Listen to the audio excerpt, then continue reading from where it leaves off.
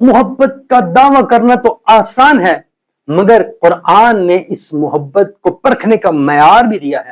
ارشاد باری تعالیٰ ہے قل ان کنتم تحبون اللہ فاتبعونی یحببکم اللہ، اے حبیب آپ فرما دیجئے اگر تم اللہ سے محبت کرتے ہو تو میری اتباع کرو، اللہ تم سے محبت کرے گا۔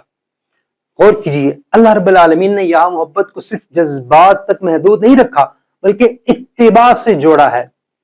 اور میلاد مصطفیٰ کا اہم مقصد بھی یہ ہے کہ ہماری محبت وہ صرف جذبات، زبانی دعوے، نعت اور نعروں تک محدود نہ رہے، بلکہ ہماری زندگی وہ مصطفیٰ کریم علیہ السلام کی پیروی میں ڈھل جائے۔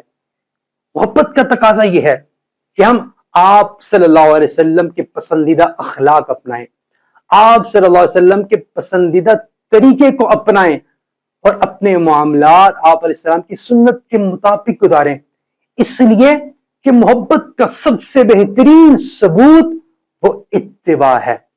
میلاد مصطفیٰ ہمیں اپنے آپ سے سوال کرنے کا موقع دیتا ہے کہ کیا ہم حضور کے واقعی سچے محب ہیں؟ ہمیں آقا صلی اللہ علیہ وسلم کی محبت کی سچائی تب معلوم ہوتی ہے کہ جب ہماری زندگی، ہمارا عمل، ہمارا کردار وہ اتباع مصطفیٰ کی گواہی دے۔ میلاد منائیں اور اپنا کردار بھی میلاد والے جیسا اپنائیں۔ فلا يتدبرون القرآن